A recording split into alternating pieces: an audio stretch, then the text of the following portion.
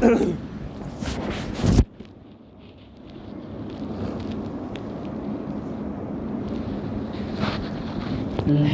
لله الذي نبأ قلوب المؤمنين بنور اليقين والإيمان، والصلاة والسلام على رسوله سيدنا محمد وعلى آله وأصحابه أجمعين. أرسله بالحق بشيرا ونذيرا وداعيا إلى الله بإذنه وسراجا منيرا. أما بعد، أعوذ بالله من الشيطان الرجيم. بسم الله الرحمن الرحيم. يا أيها النبي إنا أرسلناك شاهدا ومبشرا ونذيرا وداعيا إلى الله بإذنه وسراجا منيرا. وقال تعالى: وما أرسلناك إلا رحمة للعالمين. صدق الله العظيم. اللهم صل على محمد في أفضل كلامنا. اللهم صل على محمد في أوسط كلامنا.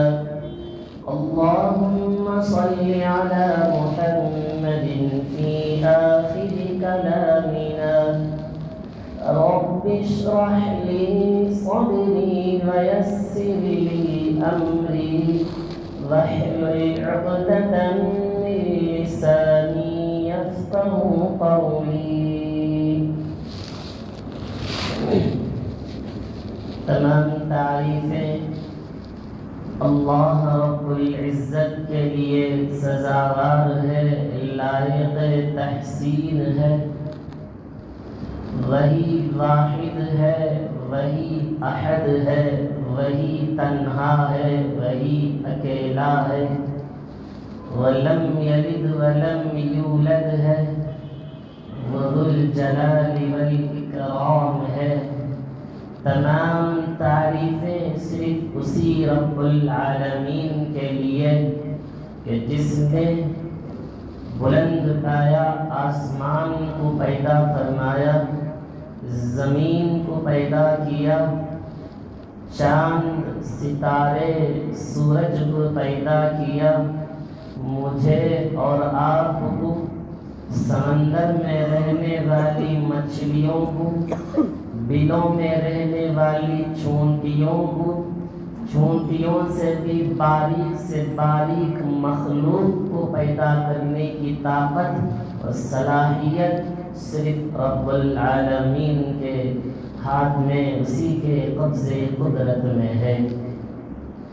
درود و سلام نازل ہو میرے اور آپ کے آقا احمد مجتبی محمد مصطفیٰ، تاجدار مدینہ، رحمت دو عالم، امام الانبیاء، خاتم النبیین، محمد صلی اللہ علیہ وسلم کے ذات بابرکت کے لیے کہ جس نے مجھے اور آپ کو بلکہ اس دنیا میں بسنے والے تمام انسانوں کو، جو ظلمت میں، اندھیروں میں پھنسے ہوئے لوگوں کو نور ہدایت کی جانب لے آیا. حاضرین محترم، اللہ رب العزت کا بے انتہا فضل ہے، کرم ہے، احسان ہے. اللہ نے ہمیں ایک ایسی عظیم المرتبت ایک عظیم الشان برکت والا نور والا ایک مہینے میں اللہ نے ہم سب کو داخل کیا۔ ایک ایسا مہینہ ہے کہ جس مہینے میں اکثر جگہ، اکثر مساجد میں، اکثر علماء کرام کے زبان پر ایک ہی سیرت اور ایک ہی حمد اور ایک ہی تعریف گنگناتی ہے، وہ ہے وہ میرے اور آپ کی آقا صلی اللہ علیہ وسلم کی ذات بابرکت ہے۔ کیونکہ ایک ایسا مہینہ ہے کہ جس مہینے میں اللہ نے رب العالمین رحمت للعالمین کو اس مہینے میں مبعوث کیا۔ رب العالمین رحمت للعالمین صلی اللہ علیہ وسلم کو اس مہینے میں پیدا کیا، جسے ہم عام طور پر یاد کرتے ہیں 12 ربیع الاول۔ ایک ایسا مہینہ ہے کہ جس مہینے میں رحمت باری صلی اللہ علیہ وسلم مبعوث ہوئے۔ ہم سیرت کو سنتے آ رہے ہیں، اللہ کے نبی کے اخلاق، اللہ کے نبی کے صفات، اللہ کے نبی کے اخلاق، اللہ کے نبی کے کرامات، اللہ کے نبی کی پیدائش، اللہ کے نبی کی بچپنا، اللہ کے نبی کی جوانی، اللہ کے نبی کے نبوت، اللہ کے نبی کے غزوے، اولادیں، ازواج مطہرات کا ہم واقعات کو سنتے آ رہے ہیں، سنتے بھی رہیں گے انشاءاللہ قیامت تک، مگر سننے کے ساتھ ساتھ عمل کا جذبہ، محبت کا جذبہ اندر دلوں کے اندر پیدا ہونا ہے، جب جا کر وہ نور ایمانی پیدا ہوگا۔ آج کے سیرت کے اس عنوان پر اس ارادے کے ساتھ، اس قوی امید کے ساتھ بیٹھے کہ میں جو سیرت کے عنوان پر جو سن رہا ہوں، میری زندگی میں، خود کی اپنی زندگی میں نبی پاک صلی اللہ علیہ وسلم سے سچی محبت، کامل محبت ہو اور نبی کا میں کامل غلام بن جاؤں، غلام مصطفیٰ صلی اللہ علیہ وسلم کہلاؤں۔ اسی امید کے ساتھ، اسی ارادے کے ساتھ سیرت کو سنیں۔ اگر ہماری زندگی میں نبی پاک صلی اللہ علیہ وسلم سے واقعتاً اگر محبت میں کچھ کمی نظر آتی ہو، اللہ کے نبی کی شان، اللہ کے نبی کے محبت کو، عشق کو دیکھ کر ہم ایسے واقعات کو سنیں کہ جس میں صحابہ کرام رضی اللہ عنہم اجمعین اللہ کے حبیب صلی اللہ علیہ وسلم سے کیسی محبت کرتے تھے، ایسی محبت اور ایسا ایمان اللہ ہم سب کو توفیق و سعادت نصیب فرمائے، اور دعا کرے کہ مرتے دم تک مجھے اور آپ کو، بلکہ اس دنیا میں رہنے والے ہر فرد کو نبی سے سچی محبت اور نبی کی غلامی اور مرتے دم تک ہم اسی پر قائم رہنے کی اللہ ہم سب کو توفیق نصیب فرمائے۔ ہم ایک ایسی عظیم الشان ہستی کے بارے میں سنتے ہیں جسے ہم رحمت للعالمین کے نام سے یاد کرتے ہیں، جسے ہم خاتم النبیین کے نام سے یاد کرتے ہیں، جسے ہم امام الانبیاء کے نام سے یاد کرتے ہیں۔ تو ایک ایسی ذات ہے، ہم اور آپ تو پیدا ہوئے، ہمارے پیدا ہونے سے پہلے ہمارا چرچا نہیں ہوا، مگر تاجدار مدینہ کے پیدا ہونے سے پہلے اللہ کے نبی کا چرچا رب العالمین پوری دنیا میں کرا دیا۔ ایک ایسی ہستی پیدا ہونے والا ہے، اس ہستی کے بارے میں خود اللہ نے تورات اور انجیل میں اس کی صفات، اس کے کرامات، اس کے اخلاق کو ذکر کر دیا ہے، اور بتلا بھی دیا ہے کہ آئیں گے ایک ایسی ہستی، ان کا نام کیا ہوگا۔ ہم پیدا ہوتے، ہمارا نام، ہم پیدا ہونے کے بعد طرح طرح کے ناموں کو ہم ڈیسائڈ کرتے ہیں، کیا نام رکھیں گے، کون سا نام رکھے تو اچھا رہے گا، کون سی ڈکشنری میں تلاش کریں گے، کون سے گوگل میں جا کر سرچ کریں گے، مگر تاجدار مدینہ رحمت دو عالم صلی اللہ علیہ وسلم کو نام کو منتخب کرنا آسمان سے ہوا۔ نہ حضرت آمینہ نے منتخب کیا، نہ دادا عبد المطلب نے نام کو منتخب کیا، تاجدار مدینہ کے نام کو منتخب ہو کر آسمان سے آیا ہے، کہا گیا کہ اس کا نام محمد رکھنا۔ آئیے ہم سنتے ہیں اللہ کے نبی صلی اللہ علیہ وسلم کے پیدا ہونے سے، نبوت ملنے سے پہلے ایک زمانہ، ایک دور چلا جس دور کو دور جاہلیت کہا جاتا تھا۔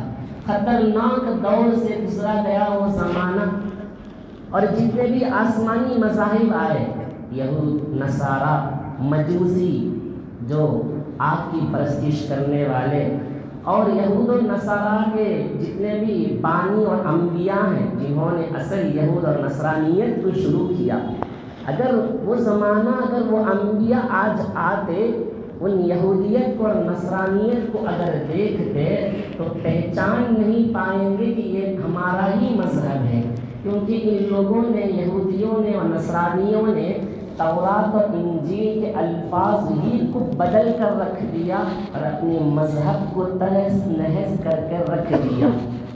ان کا کوئی نام و نشان نہیں رہا۔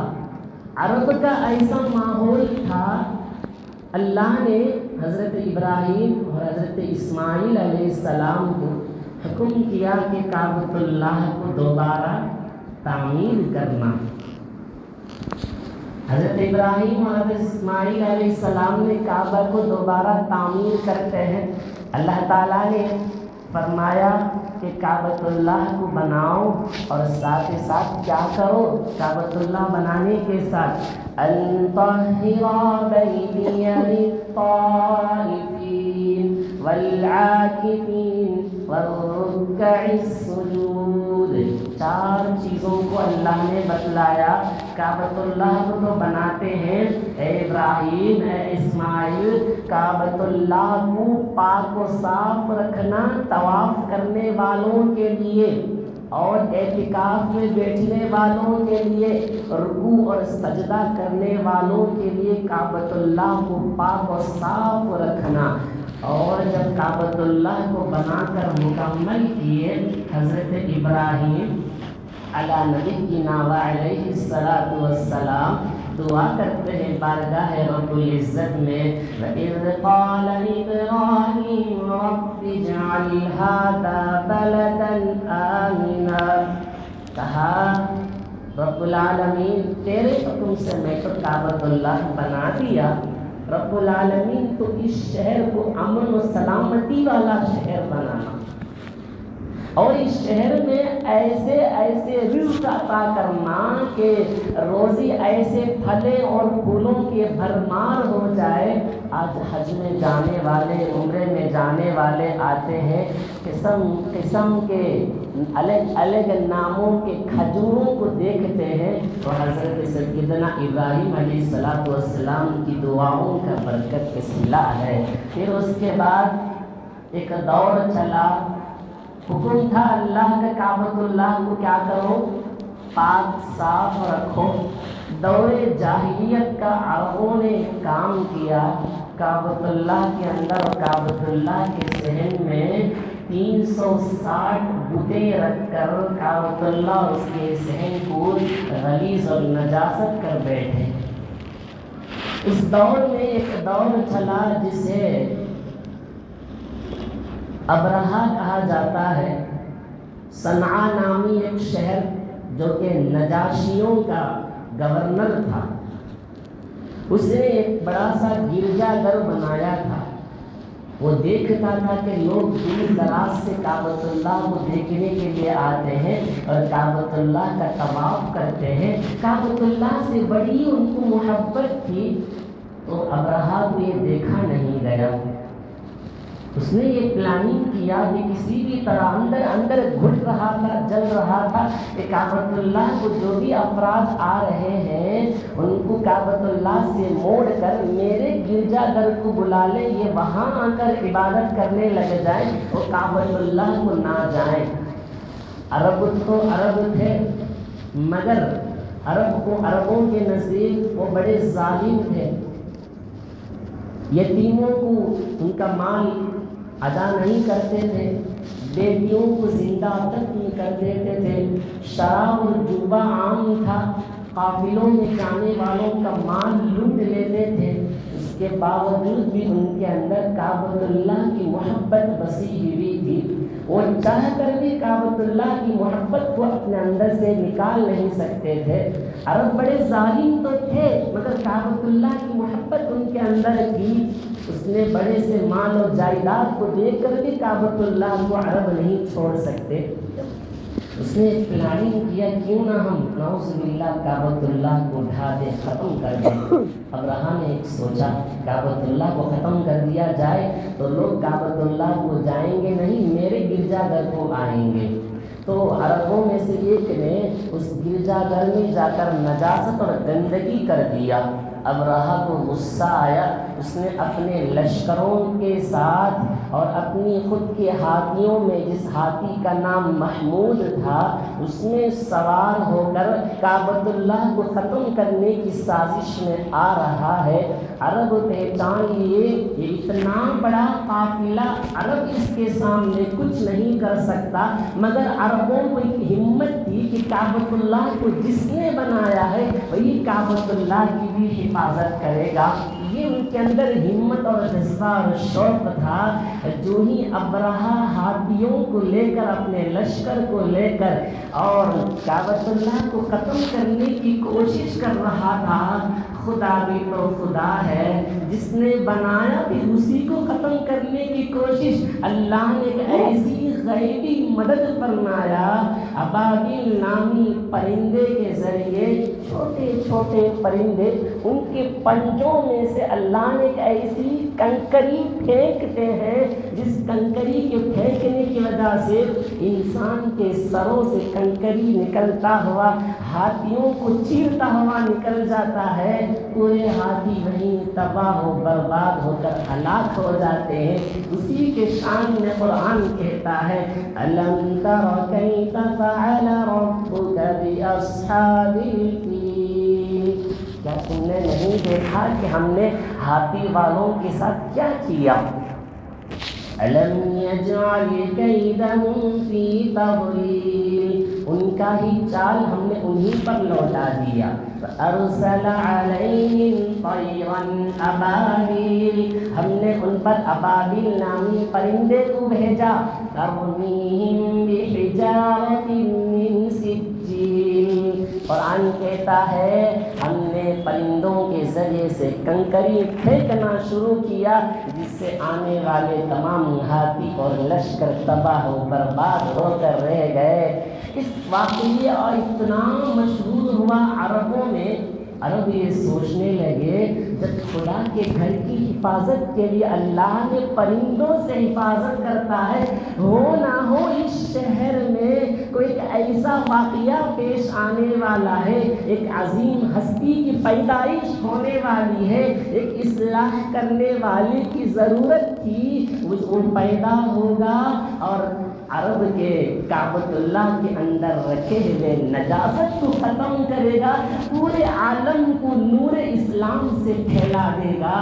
اللہ اکبر، وہ ایک ایسا زمانہ تھا، ایک ایسا دور گزرا جیسا کہ رات ختم ہو کر صبح شروع ہوتا ہے اور آسمان پر لالی چھا جاتی ہے، اور جیسا کہ بارش ہونے سے پہلے ٹھنڈی ہوائیں چلتی ہیں، ایسے ہی ایک دن صبح ایسے ہوا جو اندھیروں میں، ظلمت میں، جہالت میں بھٹکے ہوئے جو لوگ دیکھ رہے تھے کہ پورا عالم نور سے منور ہو گیا، لوگ سوچنے لگے ہاں آج ایک عظیم ہستی کی پیدائش ہوئی ہے، جس کا انتظار یہود کو بھی تھا، جس کا انتظار نصارہ کو بھی تھا، جس کا انتظار ان یتیموں کو بھی تھا جن کے اوپر رحم اور شفقت کا ہاتھ پھیرنے والا کوئی نہیں تھا، جس کا انتظار ان بیواؤں کو بھی تھا، جس کا انتظار ان بچیوں کو بھی تھا جنہیں زندہ زمین میں دفن کر دیتے تھے، ان کا انتظار آسمان کو بھی تھا، ان کا انتظار زمین کو بھی تھا، جن کا انتظار چاند بھی کر رہا تھا، سورج بھی کر رہا تھا، ستارے بھی کر رہے تھے، جن کا انتظار جنات بھی کر رہے تھے، نہ جانے کتنے لوگ ان کا انتظار کرتے کرتے اس دنیا سے رخصت ہو گئے۔ الغرض ایسا دن ہوا جس میں انتظار کی گھڑیاں ختم ہوئی۔ اللہ اکبر 570 عیسوی صبح صادق کے وقت میں پیر کے دن 12 ربیع الاول جب سورج طلوع ہوا، سورج کے طلوع ہونے کے ساتھ ساتھ یہاں روشنی چھا گئی، سارا عالم دائیں اور بائیں آگے اور پیچھے ہر جگہ نور سے منور ہوا۔ وہ آیا تو جس کا نام تاجدار مدینہ محمد عربی صلی اللہ علیہ وسلم جو پیدا ہوئے۔ اللہ اکبر! صبح صادق کے وقت ہی میں اللہ کے نبی کیوں پیدا ہوئے؟ علماء کرام اس کی عجیب کارنامے بتلاتے ہیں، جیسے کہ رات ختم ہو کر رات کی اندھیری کو ختم کرنے کے لیے صبح کے سورج آ کر رات کے اندھیرے کو ختم کرتا ہے، ایسے ہی دل کے اندھیرے کو ختم کرنے کے لیے اللہ نے نور ہدایت محمد کو پیدا کیا۔ اور فرماتے ہیں اللہ نے صبح صادق ہی میں اللہ کے نبی کو کیوں پیدا کیا؟ اگر اللہ دن میں پیدا کرتا تو رات کہتی ہے اے اللہ میں بھی تیرے بنائے ہوئے زمانوں میں سے ایک زمانہ ہوں، کیوں نہ مجھے میرے نبی کو رات میں پیدا کر دیتا، کتنا اچھا ہوتا۔ اگر اللہ کے نبی کو رات میں پیدا کر دیتا اللہ تو دن اللہ سے شکایت کرتا یا اللہ میں بھی تیرے بنائے ہوئے زمانوں میں سے ایک زمانہ ہوں، کیوں نہ مجھے دن میں میرے نبی کو دن میں پیدا کر دیتا۔ اللہ کہا وَمَا أَرْسَلْنَاكَ إِلَّا رَحْمَةً لِّلْعَالَمِينَ، نہ دن کو نہ رات کو میں نے میرے نبی کو پیدا کیا، پورے عالم کے لیے رحمت بنا کر پیدا کیا، نہ چاہے صبح نہ چاہے رات، نہ صبح صادق، بلکہ اللہ کے نبی آئے سارا عالم نور سے منور ہو گیا۔ یہ تھی میرے نبی کی شان ہے۔ اللہ اکبر! اللہ تبارک و تعالی اللہ کے نبی صلی اللہ علیہ وسلم کے پیدا ہونے سے پہلے پورے عالم کو یہ بتلا دیا تھا کہ ایک ایسا شخص آنے والا ہے، یہ مرتبہ کسی کو حاصل نہیں تھا سوائے اللہ کے نبی صلی اللہ علیہ وسلم کے۔ آئیے اللہ کے نبی کے پیدا ہونے کے کچھ شان سنیں، بڑا ہی پیارا۔ حضرت سیدہ آمینہ اس وقت میں فاطمہ بنت عبداللہ نامی ایک عورت جناب رسول اللہ صلی اللہ علیہ وسلم کی والدہ محترمہ کے پاس جب اللہ کے نبی کی ولادت کا وقت تھا، دن تھا، اس وقت میں فاطمہ بنت عبداللہ جناب رسول اللہ صلی اللہ علیہ وسلم کی والدہ کے پاس بیٹھی ہوئی تھی۔ کہتی ہے میں بیٹھی ہوئی تھی، آسمان سے ستارے نیچے کو آ رہے تھے، نبی کی شان نبی کی محبت میں۔ فاطمہ بنت عبداللہ کہتی ہے میں بیٹھی ہوئی تھی، آسمان سے ستارے چمکتے ہوئے نیچے کو آ رہے تھے، اس کے شان میں، نبی کی شان میں، اس کی محبت میں، نبی کی محبت میں۔ فاطمہ بنت عبداللہ کہتی ہے میں خوف کھا گئی وہ ستارہ مجھ پر گر جائے گا، حالانکہ وہ مجھ پر گرنے کے لیے نہیں آیا ہے، نبی کی محبت کو دیکھنے کے لیے آیا ہے۔ اتنے میں سیدہ آمینہ اللہ اکبر جناب رسول اللہ صلی اللہ علیہ وسلم کو جنم دیتی ہے۔ جو اللہ کے نبی باہر نکلتے آ رہے ہیں، ادھر سے آسمان سے دائیں بائیں اوپر نیچے پورا گھر نور سے منور ہو گیا۔ سیدہ آمینہ کہتی ہیں میں ایک مرتبہ جاگنے اور سونے کی درمیانی حالت میں بیٹھی ہوئی تھی، اتنے سے آسمان میں ایک فرشتہ آیا، مجھے کہنے لگا اے آمینہ کیا تو جانتی ہے تو ماں بننے والی ہے؟ حضرت آمینہ کہتی ہوں میں جانتی نہیں ہوں، میں ماں بننے والی ہوں۔ وہ فرشتہ کہتا ہے ہاں تو ماں بننے والی ہے جو کہ اس امت کا نبی بننے والا ہے۔ خوشخبری دینے والا کون؟ فرشتے آسمان سے آ کر کہتے تو ماں بننے والی ہے، وہ اولاد، وہ بچہ جو کہ یہاں کا اس امت کا سردار نبی بننے والا ہے۔ اللہ اکبر۔ سیدہ آمینہ کہتی ہیں میں بیٹھی ہوئی تھی، اتنے میں ایک فرشتہ آیا اور آ کر کہنے لگا اے آمینہ تیرے بطن سے، تیرے پیٹ سے ایک نور ہدایت پیدا ہونے والا ہے، جب وہ پیدا ہوگا تو یہ دعا اس کے لیے کرنا، یہ دعا ہم سب کے لیے ہے۔ اللہ اکبر۔ جن جن کے گھر میں، جن جن کی مائیں، جن کی بہنیں، جن کے رشتہ دار میں، جن خواتین کے ہاں حاملہ ہیں، حمل سے ہی یہ دعائیں ذہن میں رکھ لیں۔ فرشتہ آ کر کہتا ہے اے آمینہ تیرے بدن میں ایک بچہ ہے، تیرے پیٹ میں، جب وہ پیدا ہوگا تو یہ دعا کرنا۔ فرشتے سکھاتے ہیں کیا دعا ہے، فرماتے کہ اے اللہ اس بچے کو ہر حاسد اور ہر بدخواہ سے حفاظت کرنا۔ اے اللہ میں اس بچے کو تیری پناہ اور تیری حفاظت میں دیتی ہوں۔ اللہ اکبر۔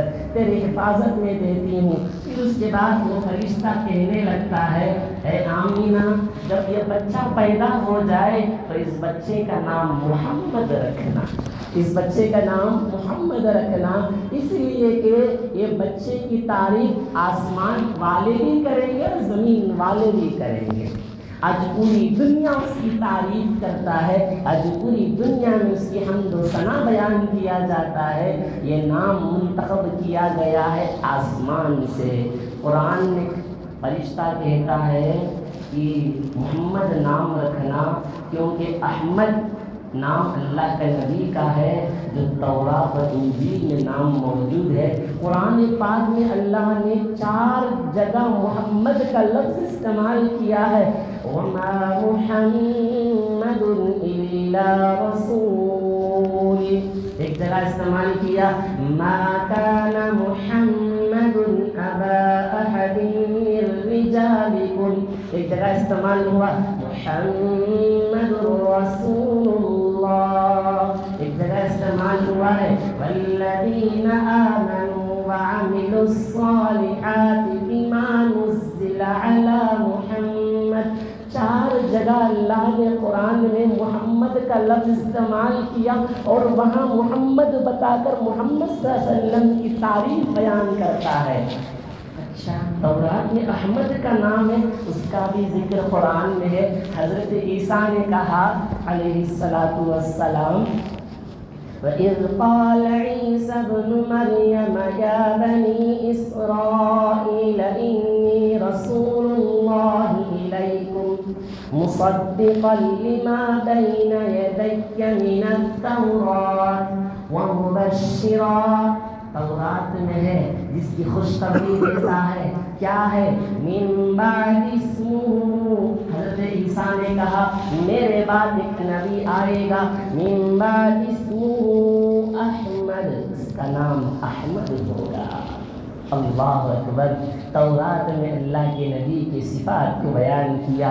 حضرت آمینہ کہتی ہیں جب اللہ کے نبی سرور کائنات صلی اللہ علیہ وسلم میرے پیٹ میں موجود تھے، جب میں گلی میں راستے میں چلتی ہوں میرے پیروں تلے جب کوئی پتھر آ جاتا ہے، میرے نبی کی شان دیکھے پتھر آ جاتا ہے، وہ پتھر موم سے بھی زیادہ نرم ہو جاتا ہے۔ حضرت آمینہ اس پر پیر رکھی تو نرم ہو جاتا ہے۔ اس بات کی طرف اشارہ ہے اے آمینہ تیرے پیٹ سے ایک بچہ پیدا ہوگا، اس کے زبان سے نکلنے والا ہر ایک لفظ اتنا میٹھا ہوگا کہ پتھر دل انسان بھی موم بن کر اسلام قبول کرے گا۔ اللہ اکبر۔ یہ میرے نبی کی شان تھی۔ حضرت آمینہ سیدہ آمینہ کہتی ہے میں راستے میں جاتی ہوں دوپہر کے وقت میں، دھوپ زیادہ ہوتا ہے، میرے نبی کی شان دیکھیں، سیدہ آمینہ کہتی ہے ایک سفید ابر میرے سر پر آ کر کھڑا ہو جاتا ہے، میں جہاں جاتی ہوں وہ سایہ ابر مجھے سایہ کرتا ہے، میں راستے میں جاتی ہوں اڑتا ہوا پرندہ میرے قریب آتا ہے اور اللہ کے حبیب کے قلب اطہر سے برکت حاصل کر کے جاتا ہے۔ سیدہ آمینہ کہتی ہے جب تاجدار مدینہ صلی اللہ علیہ وسلم میرے پیٹ میں تھے، اس وقت میں کنواں کے پاس جاتی ہوں پانی نکالنے کے لیے، میرے نبی کی شان دیکھیں، کنویں کی گہرائی سے پانی نکل کر میرے قدموں تلے آ جاتا ہے، میں جتنا چاہے پانی لیتی ہوں اور جتنا چاہے پیتی ہوں، اور جب میں وہاں سے چلی جاتی ہوں وہ پانی پھر کنویں کے اندر چلا جاتا ہے۔ یہ میرے نبی کی شان ہے۔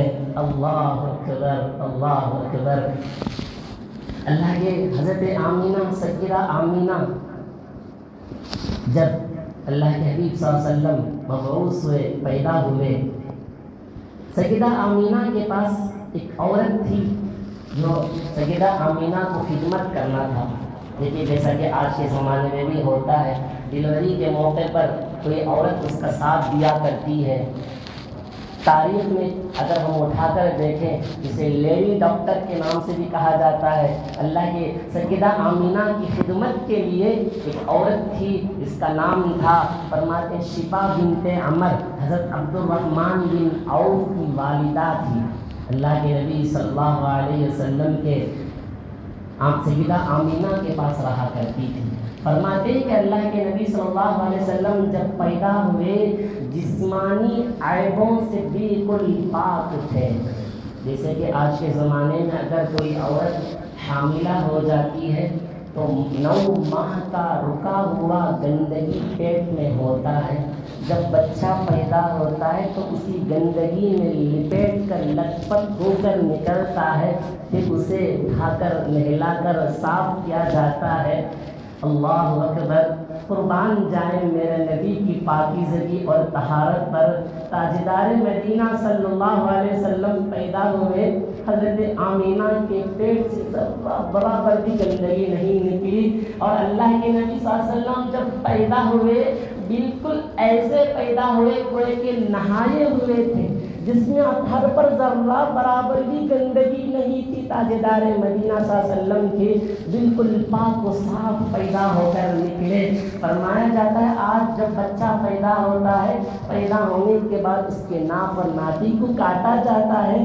تاجدار مدینہ صلی اللہ علیہ وسلم کی شان دیکھیں، پیدا ہوتے ناف کٹا ہوا ہے، اور تاجدار مدینہ صلی اللہ علیہ وسلم کی شان دیکھیں، پیدا ہوتے ہیں ختنہ ہو کر پیدا ہوئے۔ میرے نبی کی شان ہے۔ اللہ اکبر۔ جب اللہ کے نبی پیدا ہوئے، شفا بنت عمر کہتی ہیں میں نے تاجدار مدینہ صلی اللہ علیہ وسلم کو لے کر سیدہ آمینہ کے پہلو میں لٹا دیا۔ میرے نبی کی شان دیکھی کہ لٹا دیا۔ کہتے ہیں کہ تاجدار مدینہ صلی اللہ علیہ وسلم ابھی بچپنا ہے، 15 یا 20 منٹ کی عمر ہوگی، کوئی سوچ بھی سکتا ہے میرے نبی کی شان کیا ہے۔ حضرت سیدہ آمینہ کے پہلو میں لیٹے ہوئے ہیں، تاجدار مدینہ صلی اللہ علیہ وسلم فوراً اپنے کمر کو زور سے لیٹا لیا اور گھٹنے کو کھڑا کر کے سجدے میں پڑ گئے۔ اللہ اکبر۔ ابھی کیا عمر تھی تاجدار مدینہ صلی اللہ علیہ وسلم کی؟ 15 یا 20 منٹ کی ہوگی۔ تاجدار مدینہ کو اٹھا کر بازو ڈالا گیا، اللہ اکبر، گھٹنے کھڑا کر کے سجدے میں چلے گئے۔ پھر اس کے بعد تاجدار مدینہ صلی اللہ علیہ وسلم اپنے بائیں ہاتھ کو نیچے زور دبا کر اٹھ کر کھڑے ہوئے، مطلب کھڑے ہونا سیدھا کھڑا ہونا نہیں، اٹھ کر بیٹھے اور سینے کو تھام لیا اور مٹھی اس طرح بند کر کر شہادت کی انگلی سے آسمان کی جانب اشارہ کیا تو پورا آسمان نور سے منور ہو گیا۔ اللہ اکبر۔ پھر اس کے بعد اللہ کے حبیب صلی اللہ علیہ وسلم ایک معصوم بچے کی طرح لیٹ گئے۔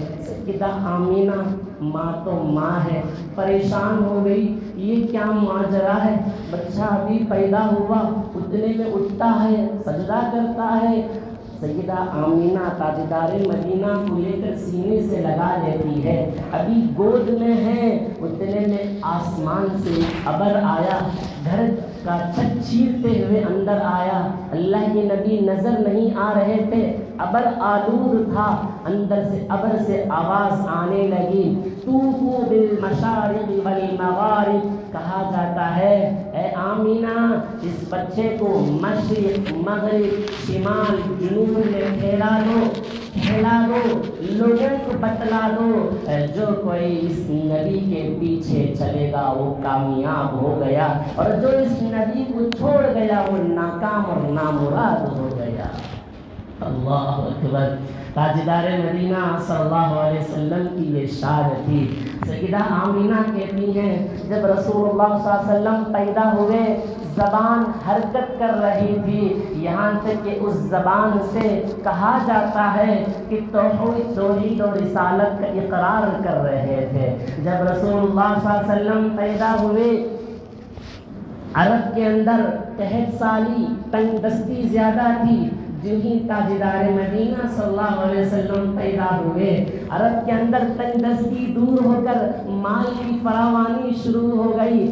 جو درخت سوکھے پڑے ہوئے تھے، جس درخت میں پتے نہیں تھے، جس درخت میں پھل اور پھول نہیں تھے، تاجدار مدینہ صلی اللہ علیہ وسلم کی برکت دیکھے، اللہ کے نبی کے اس دنیا میں وجود میں آنے کے بعد تنگ دستی ختم ہو گئی، جھاڑوں میں پتے آنے لگے، پھلے اور پھولے لگنے لگے۔ اللہ اکبر۔ تاجدار مدینہ کا یہ عالم تھا۔ فرماتے ہیں حضرت اکرمہ رضی اللہ عنہ فرماتے ہیں جب رسول اللہ صلی اللہ علیہ وسلم کی ولادت ہوئی، شیطان نے دیکھا کہ آسمان سے ستارے نیچے گرنے لگے۔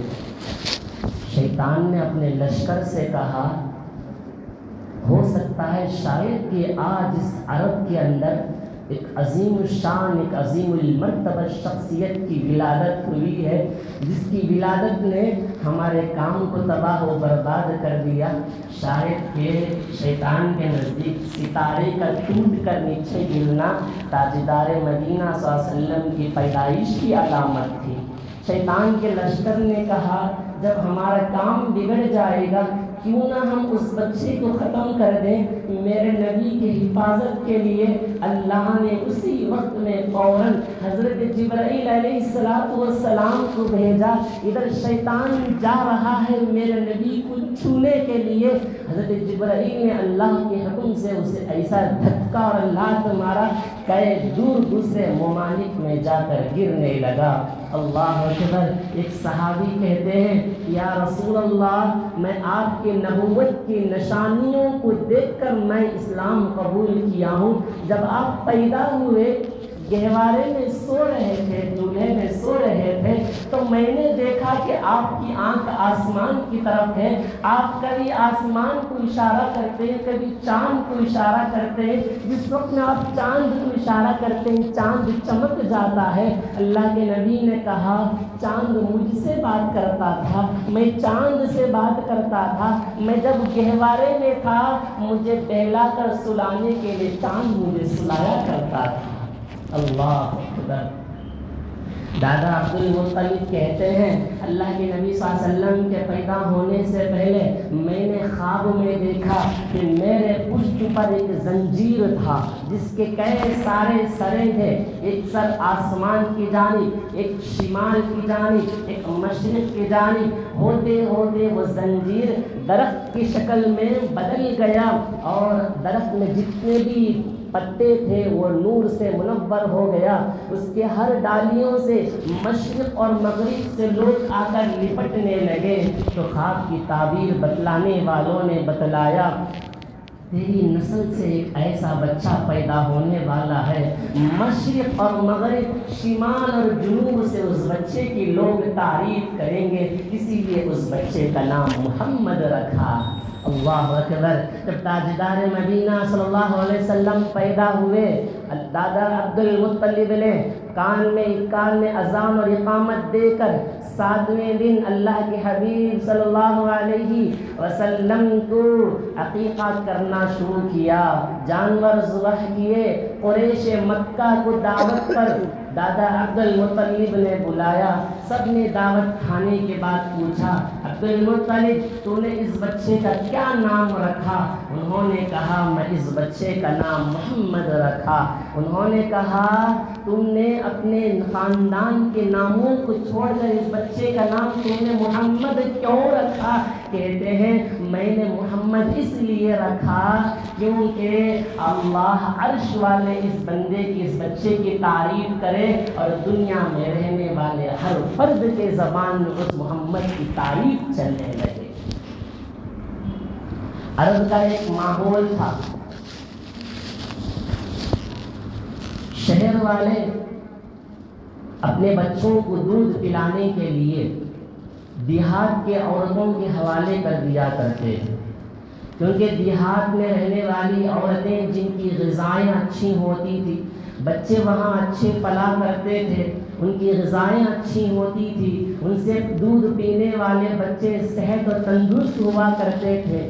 تو عرب کے رواج کے مطابق شہر کے مقابلے میں دیہات کے لوگوں کی بولی اچھی بولی جاتی تھی، فصیح عربی تھی، لہٰذا عرب کے اس ماحول کے مطابق تاجدار مدینہ صلی اللہ علیہ وسلم کو دو عورتوں نے دودھ پلائی۔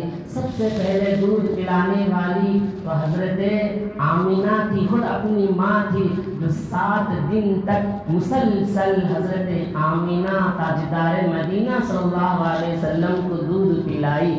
اللہ کے نبی صلی اللہ علیہ وسلم کی والدہ کے پاس خدمت کے لیے ایک عورت رہا کرتی تھی جس کا نام تھا ام ایمن۔